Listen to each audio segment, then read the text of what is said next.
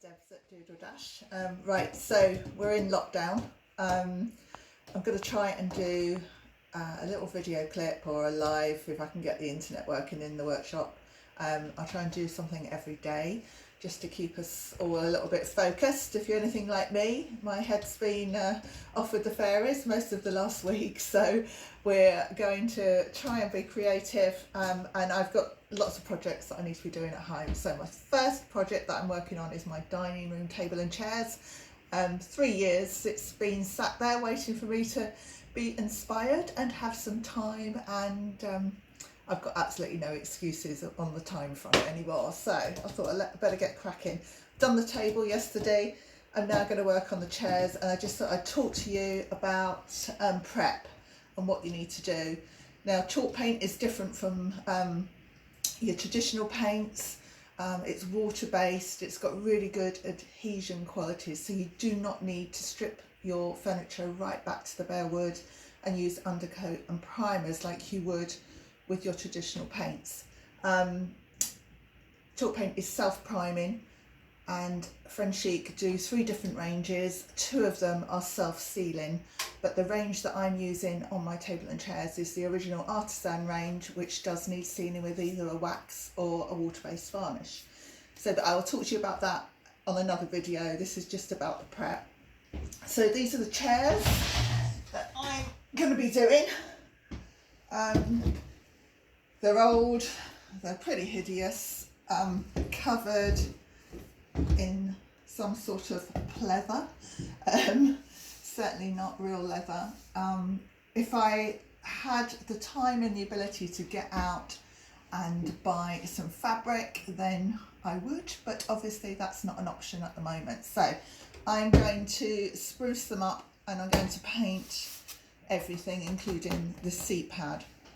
But the first thing I need to do is give them a bit of prep. So the basic prep for anything that's chalk painted is sugar soap. It's a natural cleaner, but most importantly a degreaser too.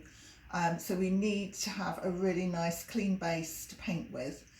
That will ensure that the paint sticks and will give you much longer longevity.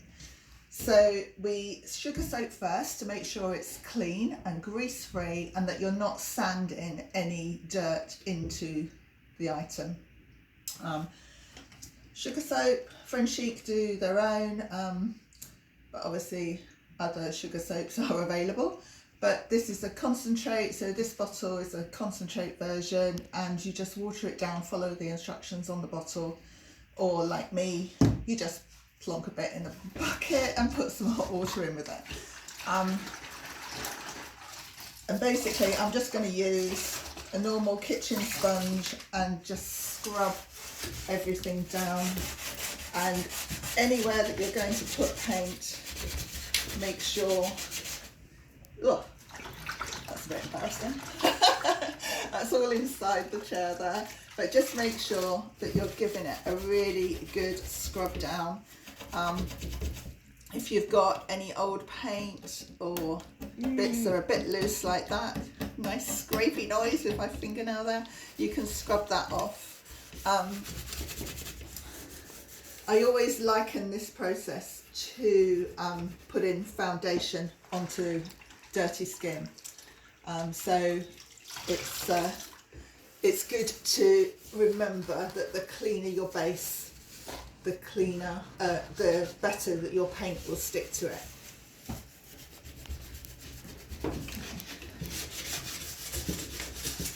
Now these old pieces, you know, obviously, especially if it's been stuck in the garage or shed,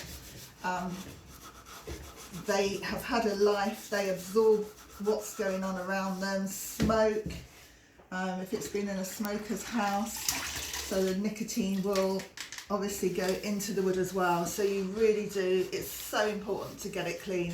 And if you're going to think about painting your kitchen over this lockdown period, this is the most important stage. Give it a really good scrub and make sure there's no grease on it whatsoever. My husband Martin is filming this. Hello. Say hello, you. Hello, me. So yeah, he's nodding away and like I'm having a conversation with him, but I'm trying to ignore him really, like normal. I've got no clothes on. Oh God, that has really conjured up some thoughts that I just don't want to go there. Right, okay, so Thanks. cleaning it down. Make sure it's clean, make sure it's dry. You can use either a kitchen towel or an old just toweling just to dry it off. And then once it's dry, you can give it a light sanding. Now most woods, if they're not, if they're quite porous woods, you wouldn't need to sand it. But if it's shiny, very shiny surface, you need to key the wood just to make sure that again the paint has got something to grab hold of. So this is quite shiny, so once it's dry I would then just give it just a very light sanding over. Make sure there's no loose paint or varnish, and then once you've done that, again just go back over it with a damp cloth just to take any dust away, and then you are ready to paint. And that is it. So there's as much prep as you need to do. Okay, so obviously I've got this one to complete and another 5 to get prepped. Same process on the seat. I'm going to give that, this is pretty manky, I'm going to give this a light sanding as well, just to make sure that the paint has got something to grab hold of. And I'm going to do something a little bit special on the seat pads, which will just tide me over until I can actually recover those at some point in the future. Okay, so that's it. Sugar soap, really important. Get your scrubbing sponges out and just go for it. If you've got any questions, just pop them underneath in the comments and I will try to answer them.